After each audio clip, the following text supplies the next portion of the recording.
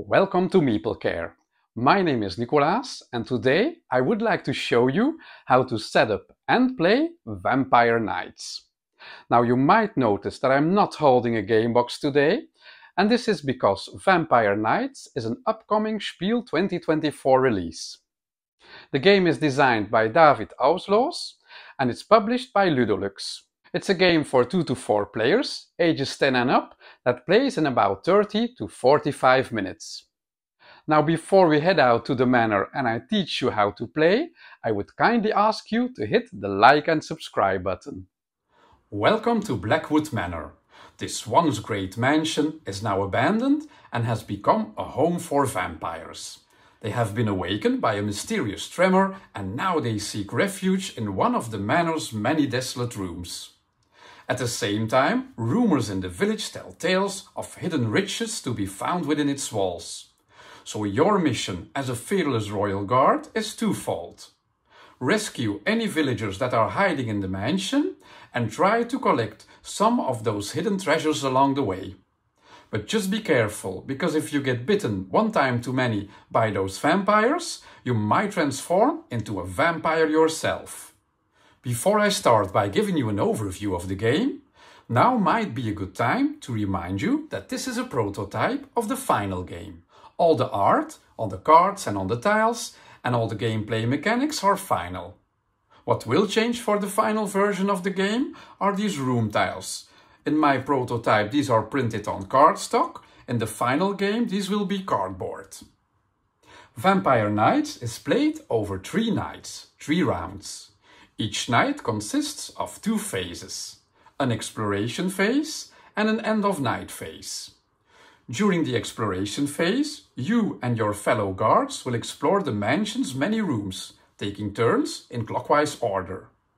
During your turn, you will move one of your guards to look if you can find and rescue villagers, gather treasure, and you will try to defeat any vampires that you encounter. If you want to do this during this exploration phase, you will need the help of these items. Taking these actions during the exploration phase will help you to score points at the end of the game and secure those tiles before any other guard gets the chance to do so. When a number of guards have reached the gardens of the mansion and/or all players have passed with both of their guards, you will move on to the second phase of the round, beginning the end of the night phase. During this phase, you will get the opportunity to collect any treasure or rescue villagers that were left behind during the exploration phase.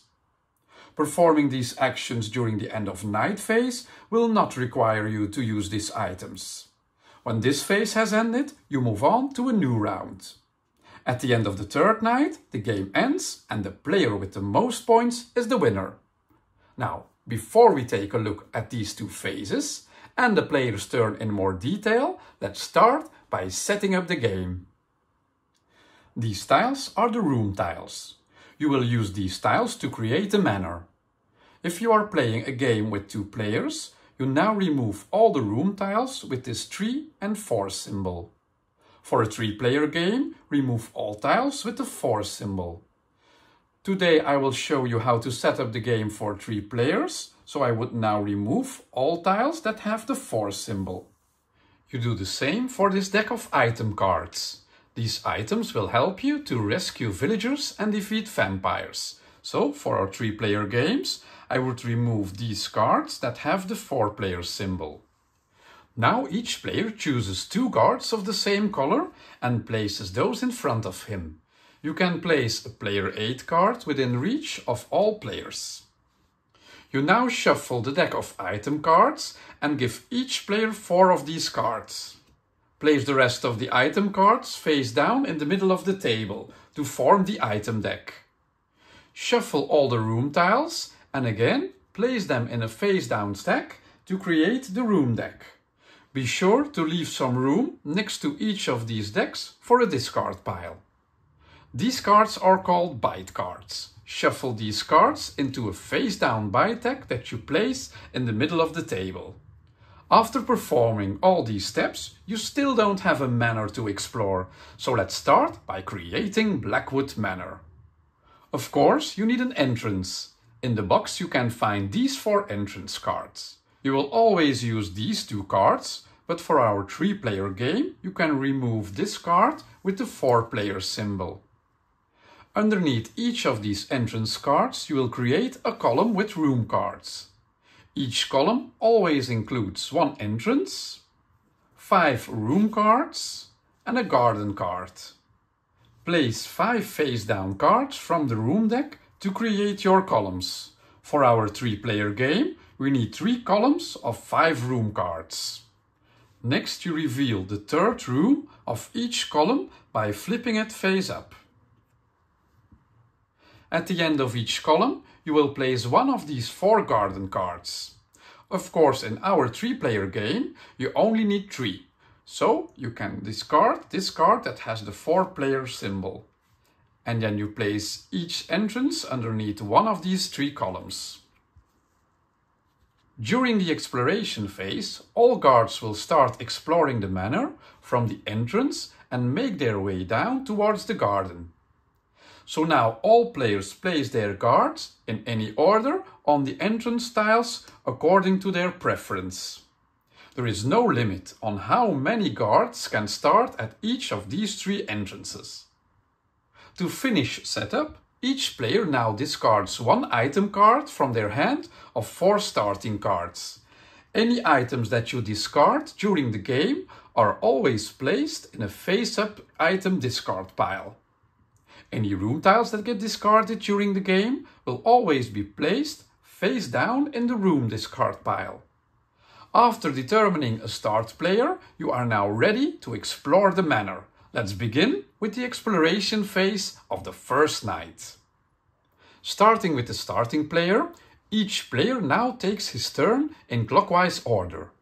During your turn, you can choose to either move 1 of your guards and explore the mansion using any items if suitable, or you can pass with 1 of your 2 guards. Let's first take a look at how standard movement works in a game of Vampire Nights. You can move your guard 1 room or space forward or sideways. Standard movement is always to an adjacent, horizontal or vertical space or tile. You are not allowed to move backwards or to backtrack to a previously visited tile. There is no limit to the amount of guards that a room can hold during this phase of the game. During the exploration phase, when you defeat vampires, rescue villagers or collect treasures, those room tiles will be removed from the manor. When this happens, you place any guard on that tile on the now empty space. This creates a new situation for moving. So when you take your move action, you are always allowed to move your guard 1 room or 1 empty space. But when moving, you are allowed to skip these empty spaces and move to the next available room or empty space. In this example, it's the start of your turn as the blue guard. You are on this room tile and you want to move to another room tile. Following the basic rules, you are not allowed to move backwards. But you can spend your movement to move to the space on your right or to the space just below you. But you could also move him to this room because you can skip this empty space or even these 2 empty spaces. So I can move him from this room directly with 1 movement to this room. These 2 movements are both considered as 1 move. During your exploration, you might find items in the item deck that help you to break these basic rules of movement. At the end of this explanation, we will take a look at some of these items in a bit more detail. When you move your guard, you normally end your move on a room tile. This tile will either be face up or face down. If the tile is still face down, you must now reveal it and turn it face up. When you reveal a tile, you can encounter one of several different options. You can encounter a vampire, villagers, you can discover treasure, or you can face a challenge. During this phase, and for some of these encounters also during the end of the night phase, you will be able to add these tiles face down to create a loot pile. At the end of the game, you will score points according to these cards in your loot pile. If you want to interact with these encounters during the exploration phase of the game, you will need the help of certain items that you can find in the item deck. Dealing with these encounters during this part of the night allows you to secure these tiles for you, before the other players can take them for themselves by using an item during the exploration phase or later during the end of night phase. During your turn, you are allowed to play more than one item card. Now let's take a look at each of these possible encounters and how you can deal with them during this exploration phase. These are the treasures that you can find in the manor: coins and cursed stones. You can only take these treasures during the exploration phase when you also have this bag item in your possession. If you are in a room that contains one of these treasures, you can play this bag item from your hand to immediately place that treasure into your loot pile. At the end of the game, you score 3 points for each coin tile in your loot pile. A single cursed stone is worth 6 points at the end of the game. If, however, you have collected more than one of these stones, you only get 2 points for each stone. I will show you how you might collect more of these than you want during the end of night phase. Suddenly you hear some faint cries from the room next door. Those must be the villagers. Let's take a look at all the villagers that you can meet. You have the father with the apple symbol, the mother with the flower symbol, and the daughter with the sleeve symbol. If you want to rescue them during this exploration phase, you will need a bottle of blessed water. If you are in a room with one of these family members, you can play the blessed water card from your hand and immediately add a villager to your loot pile. As you can see in the top left corner of each of these cards, each family member in your loot pile scores you 2 points at the end of the game. You can, however, score 9 points instead of the 2 points for each tile if you have a complete family, father, mother and daughter, in your loot pile. There is a way to score even more points with a complete family, and that happens when you also rescue a dog. You can only rescue the dog during the end of night phase, so more on that later, but I can already show you that on its own the dog is worth no points. But if you add the dog to one complete family, this set will score you 14 points. It's strangely quiet in the next room. There is, however, no time to relax, because you have just entered a room with a vampire. When you turn a vampire tile face up, you can discover one of these 3 vampires: the Lord with the cross symbol and the lady with the rose symbol. The third type of vampire is a minion. When you encounter a vampire, there are 3 possible outcomes. If you have the stake item in your possession, you can play it immediately from your hand to defeat a vampire and add it to your loot pile. You can only defeat vampires during the exploration phase, never during the end of the night phase. Just like with the villagers, adding vampires to your loot pile scores you points. 5 points for a lord or a lady. Adding a minion to your loot pile scores you 2 points at the end of the game. Again, just like with the villagers, there is a benefit that you get from having a set containing one of each vampire, like you see here on this tile. You score 15 points for each set of these 3 vampires that you have defeated at the end of the game instead of their individual scores. If you would like to defeat a vampire, but you rather keep your distance, you can always use a crossbow to defeat a vampire. This vampire needs to be already face up, but it can be 1 or 2 spaces away in a straight line of sight, regardless if these rooms are empty spaces or filled with guards. You can even, like here, this yellow guard, use it from the entrance to kill one of these vampires. But like you see here on the card itself, you are not allowed to skip a vampire to kill the vampire behind it. You have to kill the first vampire in your line of sight. If you can't defeat the vampire, you do have some other options to help you out. Everybody knows that vampires hate garlic. So if you enter a room with a vampire and you can play and discard this garlic card, you now have a protection against the vampire. That vampire will leave you alone, but of course, other guards that enter this room still need to take care of their own protection. A more drastic way to scare off a vampire is to hold a sacred cross in front of them. If you play this item when you are in a room with a vampire, you can discard that vampire room tile and you place it face down in the room tile discard pile. So, at that time, you don't score any points for this vampire, because it's not in your loot pile. If you don't have any items to help you when you enter a room with a vampire, the vampire will attack and bite you. Each time that you get bitten, you draw the top card of the bite tag. And, as you can see on the card, if you have any loot tiles in your loot pile, you also have to discard one of your loot cards. When you draw a loot card, you will find either a shield or a vampire. You must keep these cards that you draw secret at all times during the game, because as soon as a player holds 2 or more bite cards showing a vampire, they now have turned into a vampire themselves.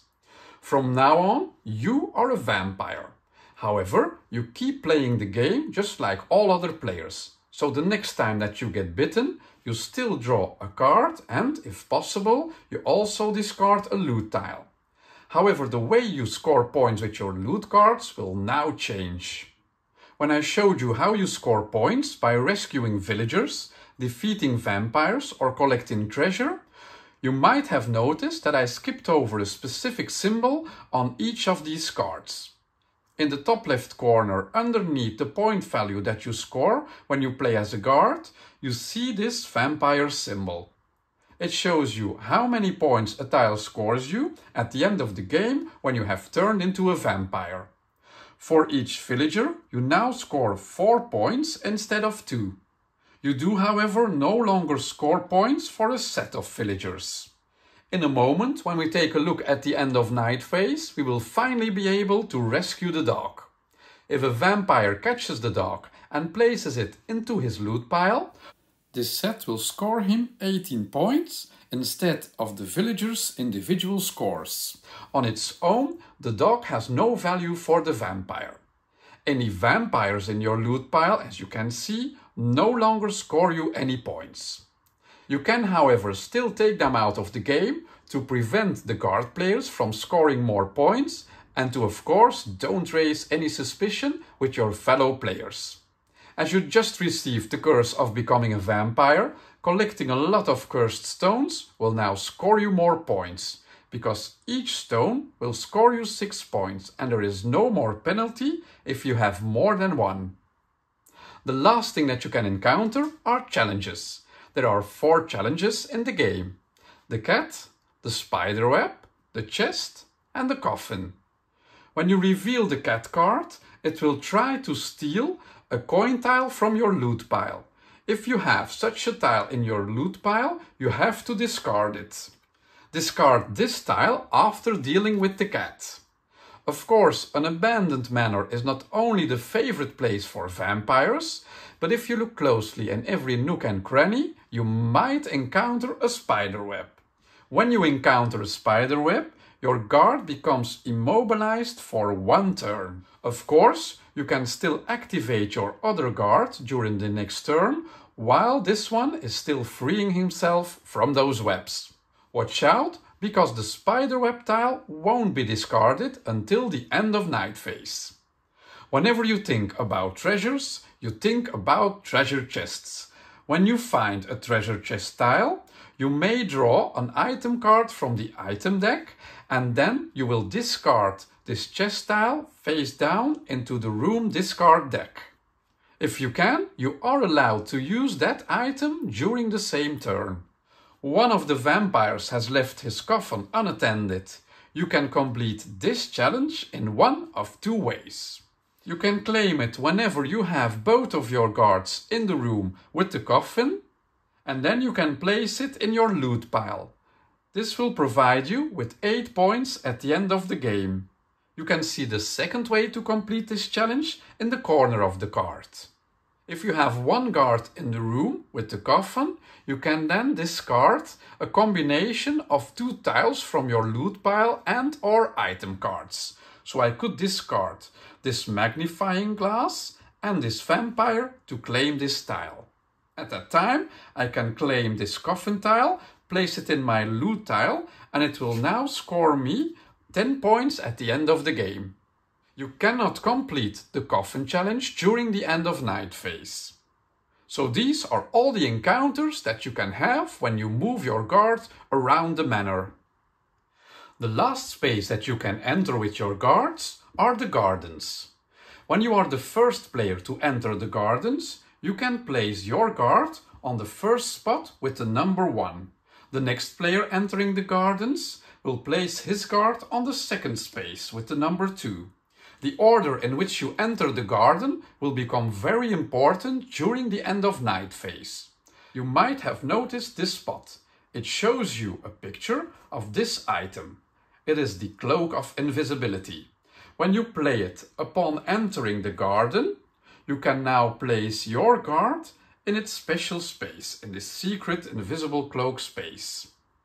This means that you will be first in line during the end of night phase. Each of these 3 spots can never have more than 1 guard. If, however, you don't want to move any guards during your turn, you must pass with one of your guards. Place that guard on its back to indicate that this guard is done exploring. If you have passed with both of your guards, your exploration phase is over. Just beware that no 2 guards can ever pass in the same room.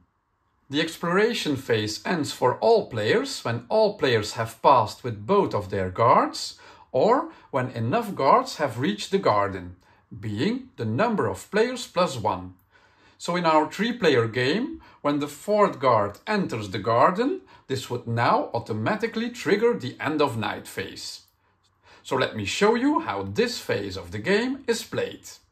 During the end of night phase, each player has the opportunity to loot treasures and/or rescue villagers or the dog that they have left behind during the exploration phase.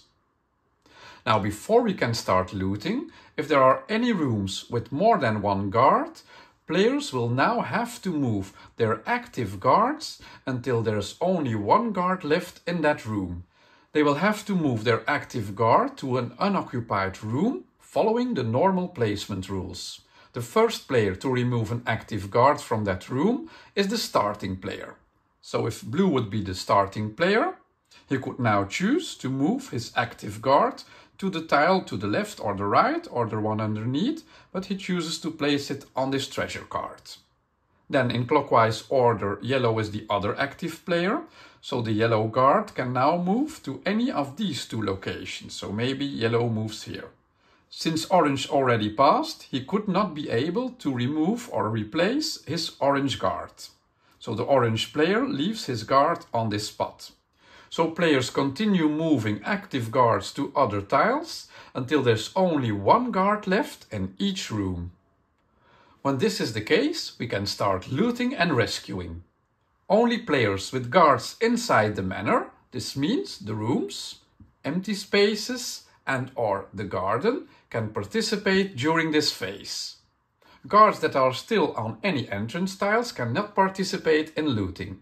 The tiles that are available are villagers, treasures, being the coins and the cursed stones, and of course the dog. You start in the leftmost column, and the guard who is furthest away from the entrance must now loot or rescue an available tile. After he has done so, the next guard must loot, and so on. If the guard closest to the entrance has looted, and there are still villagers or loot in this column, the first guard must loot again. When you loot or rescue, you can choose a tile that is in your reach. This can be the tile that you are currently standing on, or any tile back to the entrance from where you stand. So yellow is first in line, and he chooses to rescue the dog. Just like we saw during the explanation, the dog on its own is of no worth to the vampire or the normal players. But when they combine it with a set of villagers, the guard player will score 14 points for this set and the vampire will score 18 points when he catches the dog. So yellow is first and he chooses the dog and he can place it in his loot pile. Next up is the player with the orange guards. So he can loot the tile that he is on or any tile back to the entrance, but there's only one tile and that's the tile that he's on. So of course he decides to take this mother tile and place it in his loot pile. Next up is blue, but there are no more cards that can be looted or rescued in this first column. So now we would move to the next column. Here the orange player is the first in this line. The orange player can now choose to loot any of these tiles leading up back to the entrance. Of course, you cannot destroy or capture any vampires during this phase, so the only tile that he can reach would be this fodder tile. So he chooses to take this fodder tile and place it in his loot pile. Yellow has no more tiles that he can loot, and it doesn't matter because he is still at the entrance, and if you're at the entrance, you cannot participate in any looting. When we take a look at the last column, we can see that blue is the only guard in this column. So now he can loot all tiles that are available to him. So he would first start by rescuing the daughter and placing it into his loot pile. Next up is this treasure card, which scores him 3 points at the end of the game. So again, placing it in his loot pile. Looting is mandatory, and if you can take a tile, you have to do so. Remember when we took a look at this cursed stone? If you have one of these in your loot pile, you score 6 points.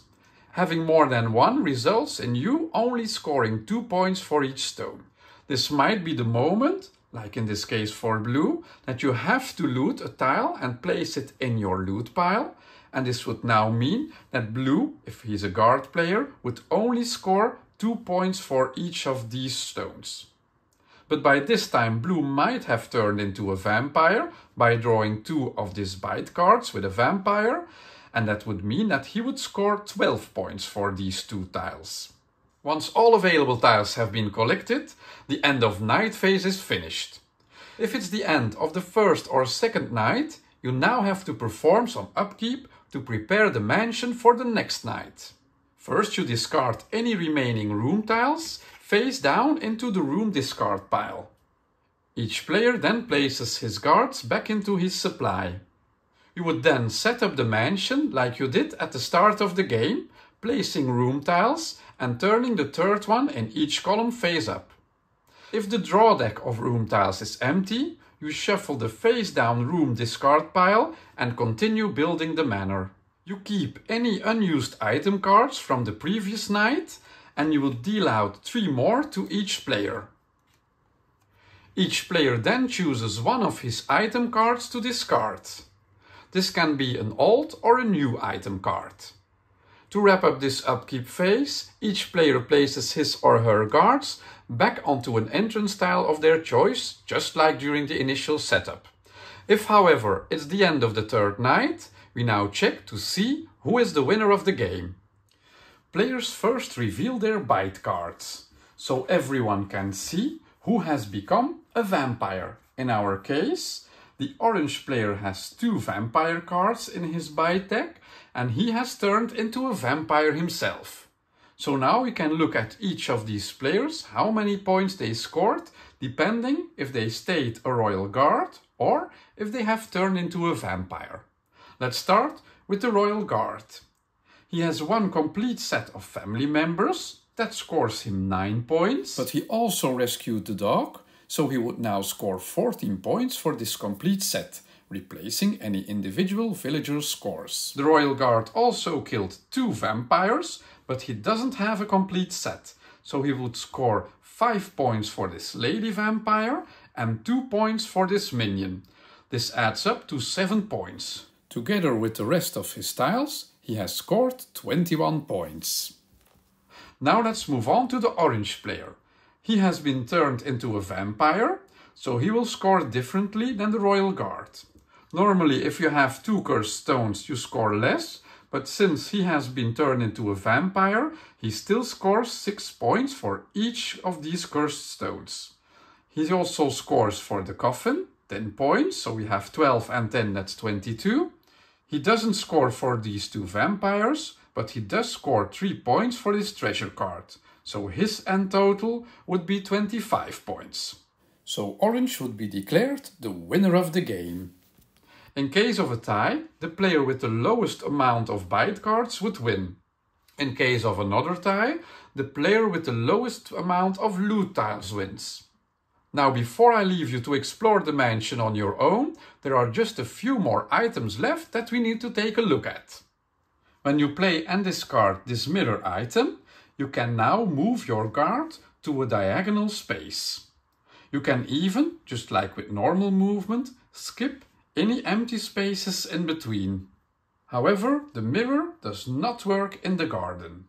With the mask, you can swap the position of one of your guards with an adjacent opponent's guard, ignoring any empty spaces in between. Both guards may not yet have passed. The mask can even be used to swap position 1 and 2 in the garden. Using this jump potion allows you to jump one room in a straight line. And you can also add empty spaces in that jump, but you have to skip over one room. So orange could skip over this room and end his movement here. Yellow can skip over this empty space, but also has to skip over this room. So with one jump potion, yellow could move his guard to this tile. I can use this magnifying glass to choose an item card from the item discard pile, and I add it to my hand. You may play the chosen card in the same turn. When I play the torch, I'm allowed to secretly look at up to 2 rooms, horizontally or vertically adjacent to one of your guards. Again, you can skip any empty spaces. So orange could play the torch to look at this room and this room. He does this in secret. After he has looked at both room tiles, he places them back face down in the mansion. Now you are finally well prepared to enter the mansion. Good luck! This is all you need to know to set up and play Vampire Nights. If you're interested in the game and you're visiting Spiel, be sure to visit the Ludolux booth. And if you like this video, I would kindly ask you to hit the like and subscribe button, and you can always follow Meeplecare on Facebook, Instagram and YouTube. This was Meeplecare, taking care of your meeple needs.